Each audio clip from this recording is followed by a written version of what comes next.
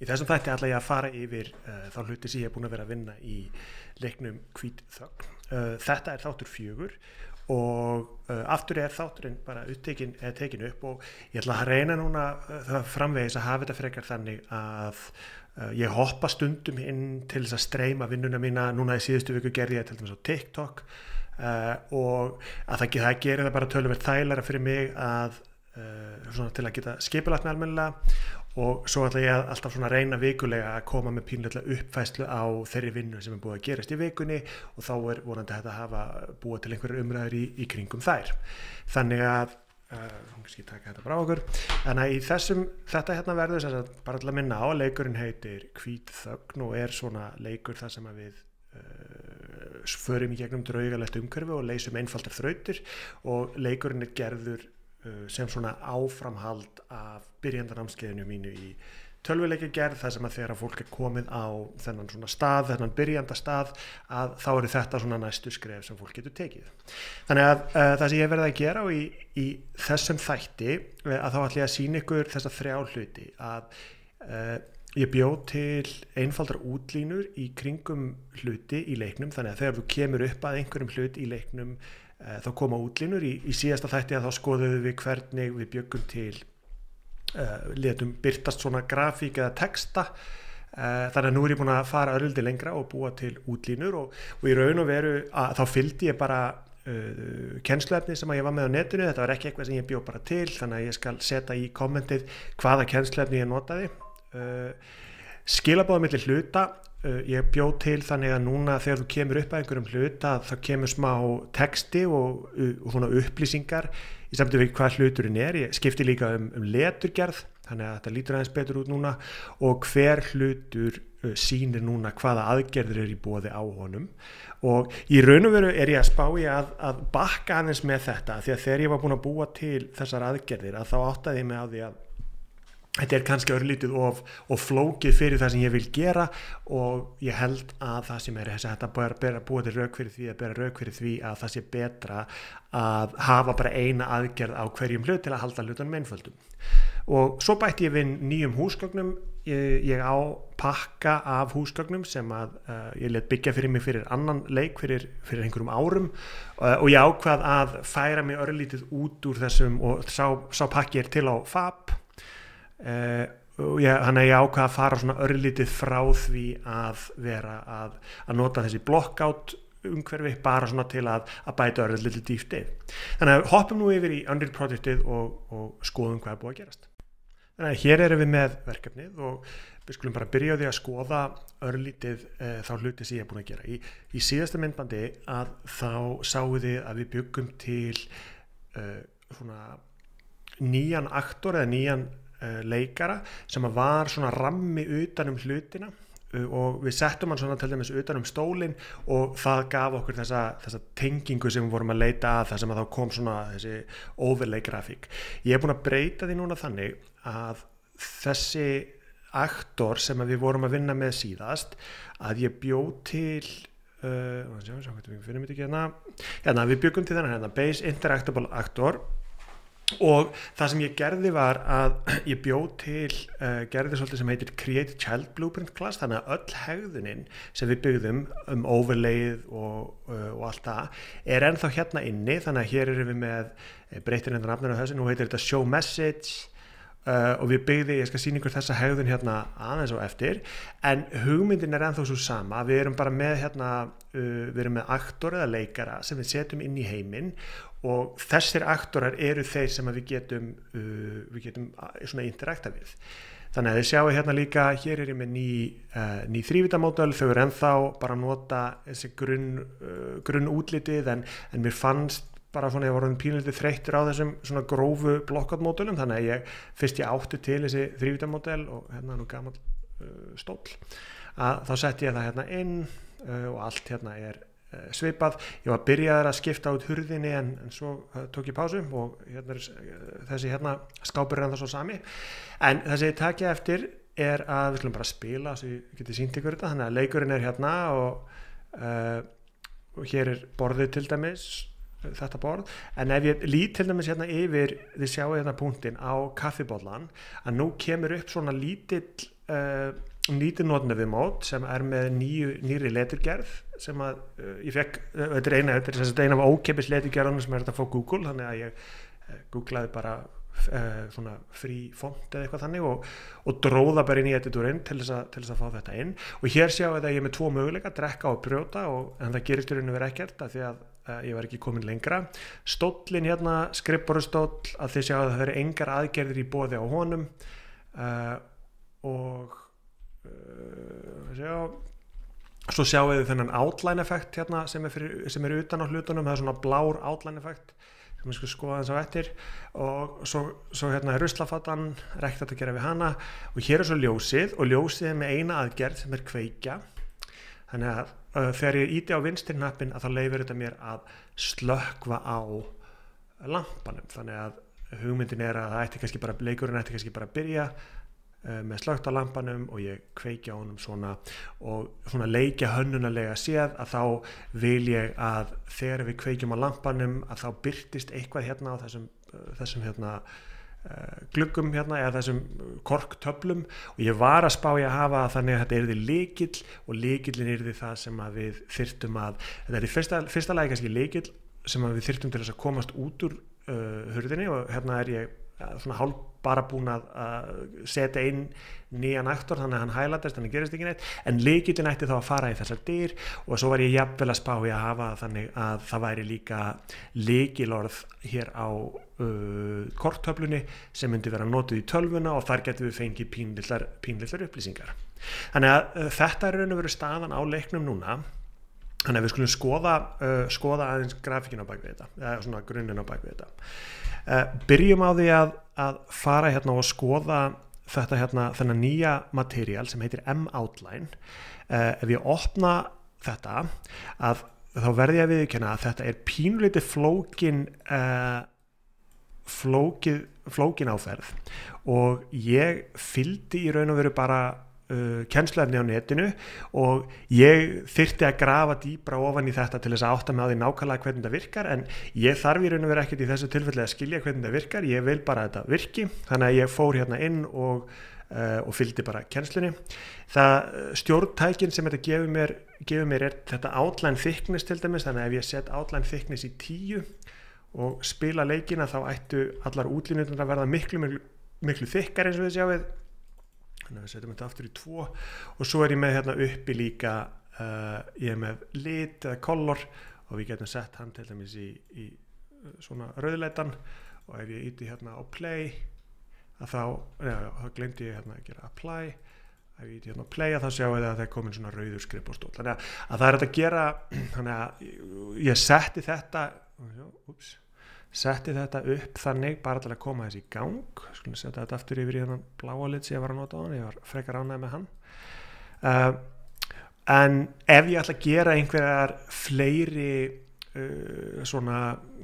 fleiri breytingar á þessu þá er mjög líklegt að ég grafi með þessu ofan í og svona togi mig í gegnum hvernig þetta virkar en kannski lykillinn til þess að vita með þetta er að þetta hérna er það sem er kallað post-process material og þegar það er búið til að þá er það stillt sem post-process material hér og það sem að það þýðir er að post-process material eru svona sérstök material sem að teiknast ofan á skjáin og ef ég fer hérna í outlinerinn og finn post-process volumin minn sem við skoðum aðeins í síðasta þetta sem er hérna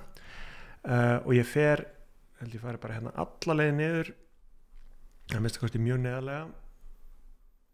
og ég bara leita þessu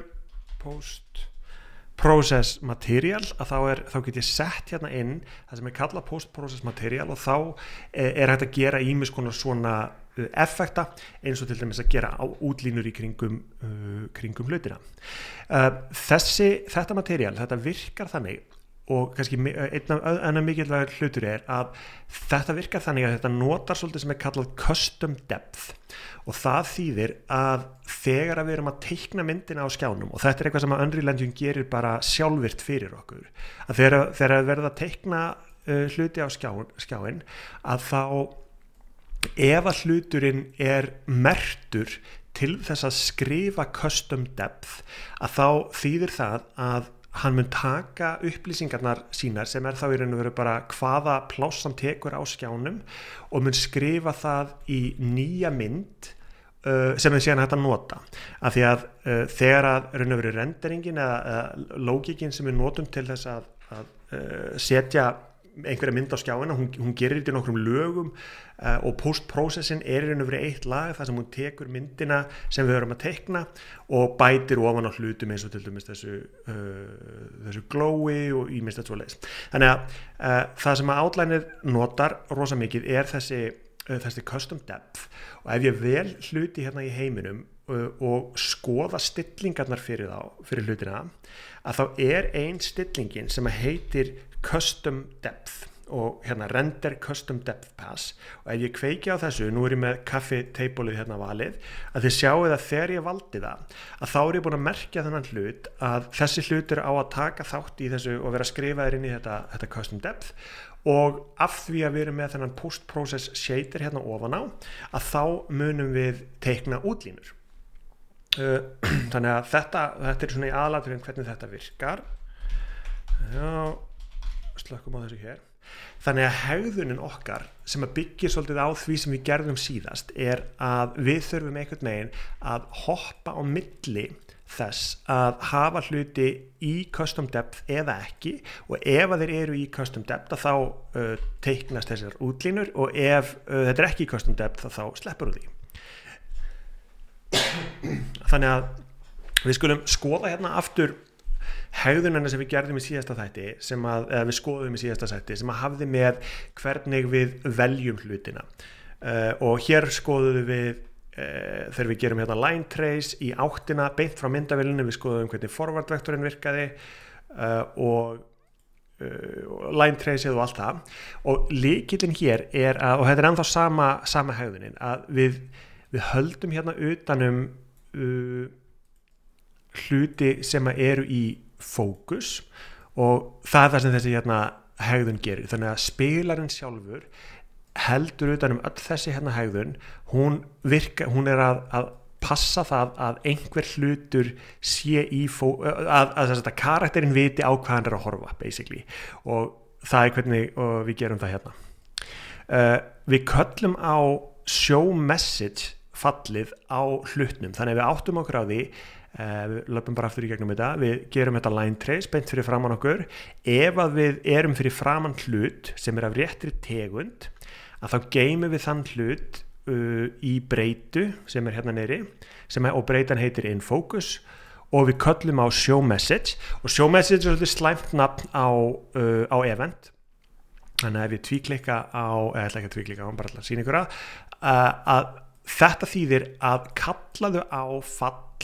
láttu hlutin sem í fókus gera eitthvað, þannig að við erum í raun og veru að segja hlutnum sem í fókus að gera eitthvað og gamla sem við köllum að show message, en ef við kíkjum hérna inn í base interactable aktorinn okkar sem eru allir hlutirnir okkar, að þá sjáum við hérna að show message eventin hér og ég með myndbandaseríu sem reyndar á ensku á hinu YouTube-inu mínu, ég skal setja link á það líka sem að hefur með allt í sambandi við að senda svona skilaboð á milli leikara og leikmuna, þannig að ef ykkur langar að dýfa ykkur aðeins dýpra ofan í það þá getum við gert það. Ég ætla að breyta þessu hérna nafni í frekar show highlight af því að það svona kannski frekar það sem þetta show highlight svona og þá ætla ég að gera highlight og það sem við gerum að við sækjum þennan hérna þennan íhlut eða component sem að heldur utanum alla grafíkina sem að í þessu hérna tilfelli að því að við erum að vinna á grunngæðanum okkar, ekki neitt en ég sýni ykkur þetta eftir örstutta stund. Við förum í gegnum öll stökin með þessari forleikju, förum í gegnum öll stökin sem eru undir þessu. Við göngum úr skugga að stökin séu af tegundinni static mesh component, þannig að þetta svona hlutur í heiminum sem hægt að rendera, þannig að þetta svona statísk grafík og við setjum stillinguna set render custom depth sem við skoðum áðan á true og ástæðan fyrir að við gerum þetta í svona lúpu að ef ég kíki til dæmis hérna inn í lampan til dæmis að þá sjáum við að hér undir lampanum að hér erum við með mesh root, þannig að þetta hér það sem kallað barn, child blueprint, og hér erum við með nokkra parta og við viljum að hegðurinn okkar vinni með eins marga parta og eru skilgreindir hér og það þess vegna sem við gerum þetta í lúpum. Og þið sjáu hérna að við fer aftur yfir í karakterina, þá búið að breytast hérna nafnið yfir í show highlight í staðin fyrir það sem við vorum áðan show message. Þannig að förum aftur yfir í þetta hérna og þegar við erum búin að senda lúpa í gegnum alla þessa hluti sem gætu verið undir þessu mesh root, þegar það búið að þá sækjum við alla widgetana sem grafíkin okkar. Við vitum að það bara einn widget bendill í heiminum og við köllum á skipununa show interaction widget þangað og við sendum inn message to show sem eru þá orðin sem við viljum að komi sem til dæmis fyrir skrifborðstólinn að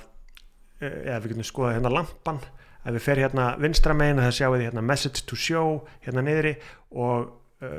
grunngildið lampi, þannig að við sendum það hingað inn og svo sendum við lista af actions og fyrir lampana þá sjáum við að það eitt action, já þetta hérna lampin hér lampin og þá eitt action sem kveikja sem ætti reyndar að vera slökkva og ég þarf aðeins að vinna meira í lógíkinni til að leyfa þess að fara fram og tilbaka. Þannig að það sem gerist þá að við sendum notendaviðmótinu þessi skilaboð að þegar þú ert búin að kveikja á highlightinu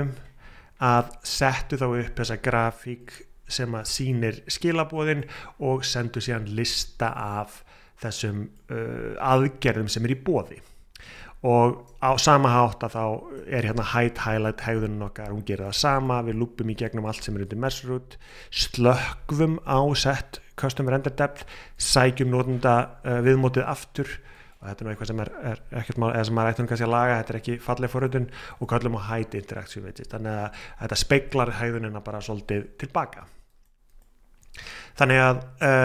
þetta svona í aðalatriðum hvernig þetta gert. Kíkjum síðan hérna á ég bjó til eina svona mjög einfalda lógíki viðbót að ég tengdi hérna við vinstri músahnappinn að af því að hegðunin sem við byggðum hérna að ótrúlega að hér erum við að gera hegðunina það sem við line traceum inn í heiminn og erum að reyna að finna einhvern hlut í heiminum sem af réttri típu sem það þessu interactable típu við geymum vísun í hana á meðan hún í fókus og ef hún ekki í fókus að þá sjáum við að við köllum á set á þessa hérna breytu með engu gildi og það þýðir að við erum hreinsum út vísunina, þannig að við erum með breytu sem heitir in focus en það ekkert í henni að því að við köllum á hana tóma og gera það hérna líka. Að þetta þýðir að við erum með þessa breytu in focus breytu sem við skulum kannski kalla freka bara object from world in focus og breyta þessu enn einu sinni og kalla þetta interactable in focus og þetta þýðir þá, þannig að nú breyti ég bara nafninu svo þetta sé aðeins skiljanlegra og þetta þýðir að hér þessi interactable við athugum hvort hún sé til eða ekki, þannig ef það ekkert í fókus þá förum við bara hérna út en ef hún til þegar við smellum á vinstri músahnappinn ef hún til að þá sendum við alveg eins og við gerðum með þetta highlight, þá sendum við skilaboð og við sendum skilaboðið interact og aksjónið sem við veljum, ég setti bara hérna inn default og það sem þetta mun gera að þetta mun senda skilaboð hingað inn og hér á grunnklasanum okkar base interactable gerist ekki neitt en þetta þarf að vera til hérna á grunnklasanum en ef við kíkjum síðan hérna á lampan sjálfan að þá sjáum við að það sem ég gerði að ég overrætaði þetta fall þennan event kalla á parent, þannig að nú erum við komin örlítið dýpra ofan í svona nokkur forritunar hugtök og þetta hérna parent þýðir í raun og veru bara að við viljum keyra þessa lógík líka, þannig að til dæmis ef það veri printskipun hérna að þá myndi lógíkin vera þannig að hún færi hingað, hún færi tilbaka hingað og svo fer hún upp aftur og hér veljum við, notum við sem sagt þessi kallu switch statement, þá tökum við þetta action, setjum switchið hingað inn og hér get ég þá búið til að fyrir office lamp, þennan lampa, að þá get ég til dæmis búið til brjóta og það þýðir þá að ef að við viljum styðja hegðunina brjóta að þá myndi það gerast hér.